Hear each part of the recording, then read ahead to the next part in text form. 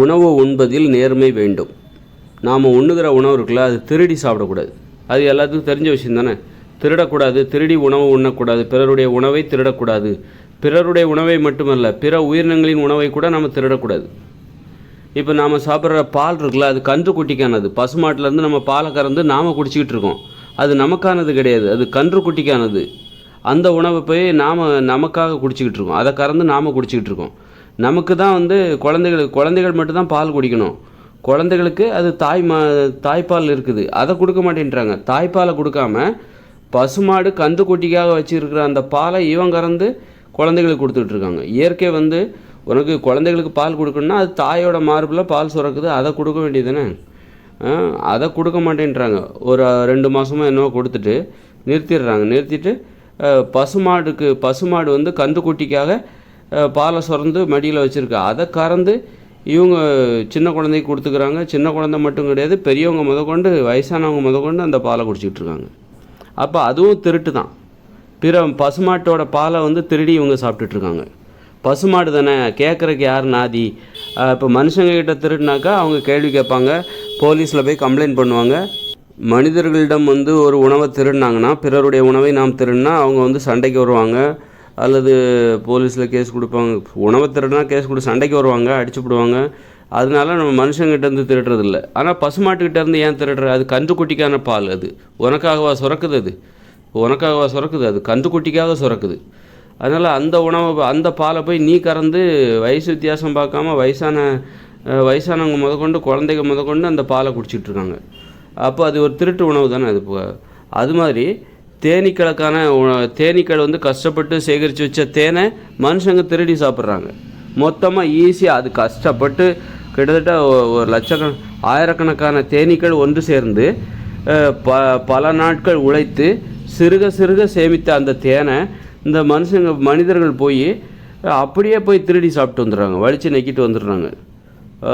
அந்த தேனீக்களெல்லாம் கொண்டு விட்டோ அல்லது விரட்டி விட்டோ வேறு ஏதாவது நுட்பங்களை பயன்படுத்தியோ அந்த ஒட்டுமொத்த தேன்கூட்டையும் எடுத்துகிட்டு வந்துடுறாங்க, பல நாட்கள் உழைத்தது. அப்போ அந்த தேனீக்கள் சாபம் விடுமா இல்லையா? அப்போது நம்ம என்ன நினைக்கிறோன்னா, கேள்வி கேட்கலன்னா யார்கிட்ட வந்தாலும் திருடலாம். நமக்கு அதுதான் கருத்து. மனிதர்கள் கூட யார்கிட்டயா திருடணும் அப்படின்னா அவங்க கேள்வி கேட்க மாட்டாங்க, எதிர்த்து கேட்க மாட்டாங்க. கேட்குறதுக்கு நாதி இல்லைன்னா அவங்ககிட்டேருந்து திருடுவாங்க. எங்கே கேட்குறாங்களோ அங்கே தான் இவங்க அடங்கியிருக்காங்க. அப்போ நம்ம திருடக்கூடாது. உணவில் நம்ம நேர்மையாக இருக்கணும் அப்படின்னா மனிதர்களிடமிருந்து மட்டும் உணவை திருடக்கூடாது. மனிதர்களிடம் உணவை திருடக்கூடாது. அதுபோல் பிற உயிரினங்களிடமிருந்தும் உணவை திருடக்கூடாது. மனிதர்களிடமிருந்தும் உணவை திருடக்கூடாது, அது மாதிரி பிற உயிரினங்களிடமும் உணவை திருடக்கூடாது. இந்த தேன் என்பது தேனீக்களுக்கான உணவு. அது மாதிரி பாலுங்கிறது கன்றுக்குட்டிக்கான உணவு, ஆட்டுப்பாலுங்கிறது ஆட்டுக்குட்டிக்கான உணவு. அதை போய் நீ திருடக்கூடாது. அது பால் அவங்க தாய்கிட்டேருந்து குடிச்சிக்க வேண்டியதுதான், தாய்ப்பால். அது நமக்கு தாய்கிட்டேருந்து இருக்குல்ல, குழந்தையாக இருக்கும்போது மட்டும்தான் பாலே குடிக்கணும். 6 வயசுக்குள்ளே அதுவும் தாய்கிட்டேருந்து மட்டும்தான் குடிக்கணும். தாய்ப்பால் மட்டும்தான் குடிக்கணும், தாய்கிட்டேருந்து மட்டும்தான் குடிக்கணும். அது 6 வயசுக்குள்ளே தான் குடிக்கணும். 6 வயசு வரைக்கும் கண்டிப்பாக குடிக்கணும். 1 வருஷம் அந்த மாதிரி நிறுத்தக்கூடாது. அதனால் நாம் என்ன பண்ணுறோம், நமக்குன்னு இயற்கை கொடுத்த அந்த தாய்ப்பாலை கொடுக்காம பிற உயிரினங்களிடமிருந்து திருடி நம்ம சாப்பிட்டுட்ருக்கோம். அப்போ உணவு விஷயத்தில் நம்ம நேர்மையாக இருக்கணும் அப்படின்னா அந்த பால்லாம் குடிக்கக்கூடாது. அது மாதிரி மீன் அதை ஏன் நீ சாப்பிட்ற? நீ என்ன மாமிச உண்ணியா? மனிதர்கள் என்ன மாமிச உண்ணியா? கிடையாது, நீ தாவர உண்ணி. அப்படி இருக்கும்போது நீ எதுக்கு மீனை பிடிச்சி சாப்பிட்டுட்ருக்க? நீ எதுக்கு மாமிசத்தை சாப்பிட்டுட்ருக்க? இப்போது பாலை மட்டுமே இவங்க சாப்பிட்றதில்ல, பாலை தருகிற அந்த பசுமாட்டையே சாப்பிட்றாங்க. பசுமாடு என்ன, காளை மாடு, எருமை மாடு எல்லாத்தையும் அடித்து இவன் அறுத்து சாப்பிட்டுட்ருக்காங்க. எவ்வளோ பெரிய திருட்டு பாருங்கள். பாலே திருடுற பசுமாட்டிலேருந்து பாலை கறந்து குடிக்கிறதே ஒரு திருட்டு. இவன் அதை விட மேலான திருட்டு அந்த மாடுகளையே கொன்று அதோட இறைச்சியை சாப்பிட்றது. அது மிகப்பெரிய திருட்டு.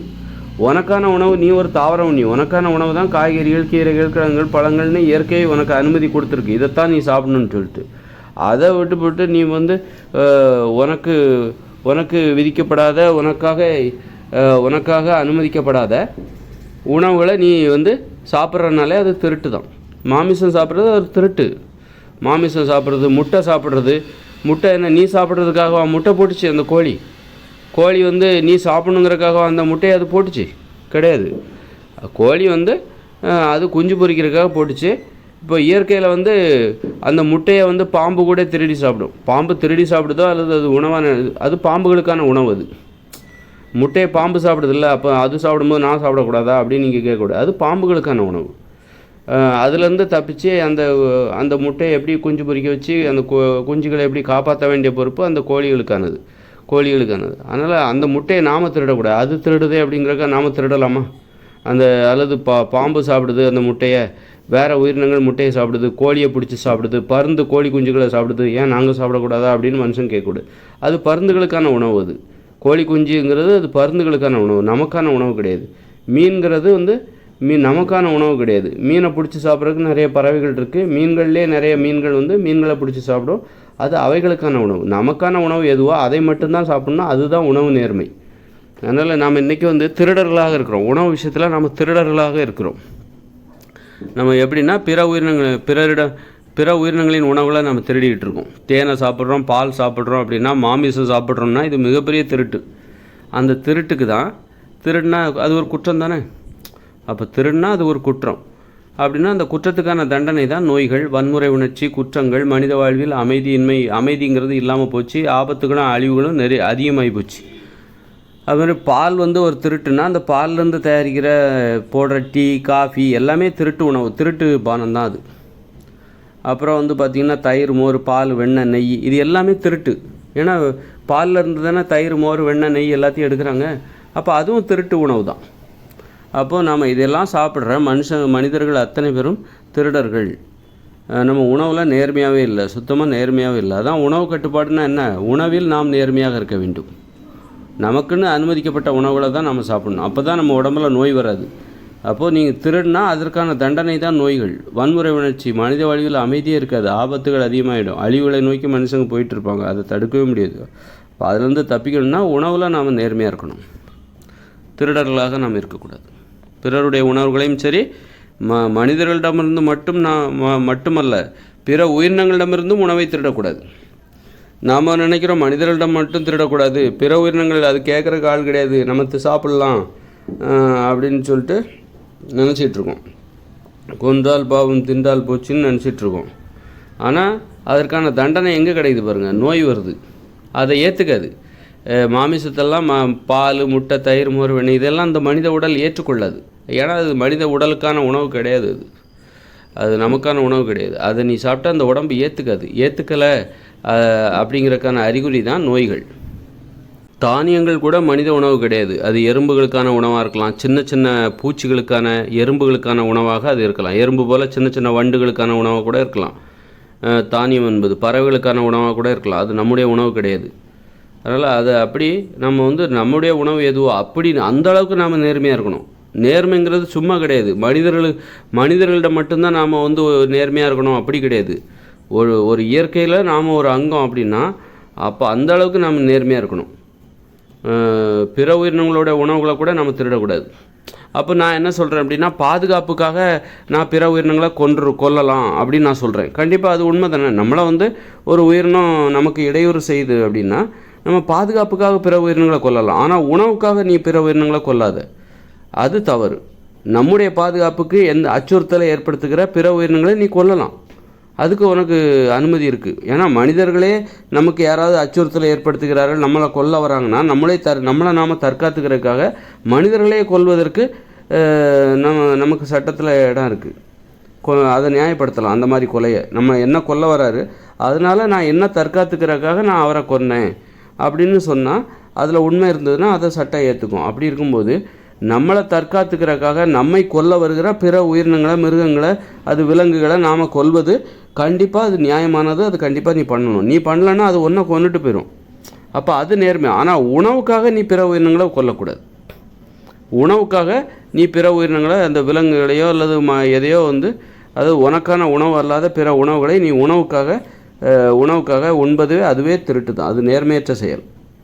பார்த்தீங்களா, உணவு நேர்மைங்கிறது எந்த அளவுக்கு ஒரு ஆழமானது பாருங்கள். நீங்கள் இயற்கையில் ஒரு அங்கமாக இருக்கும்போது நீங்கள் உணவு விஷயத்தில் நீங்கள் எந்த அளவுக்கு நேர்மையாக இருக்கணும். உணவு நேர்மை தான் வாழ்வு நேர்மை. உங்கள் வாழ்க்கையில் நீங்கள் நேர்மையாக இருக்கிறது எங்கேருந்து ஆரம்பிக்குது? உணவுலேருந்து தான் ஆரம்பிக்குது. வாழ்க்கைங்கிறது இந்த உடம்புக்கானது தான். இந்த பருவம் சார்ந்து இந்த உடல் தனது அனுபவங்களை எதிர்கொள்கிறது. அதுதான் வாழ்க்கை. அப்படி இருக்கும்போது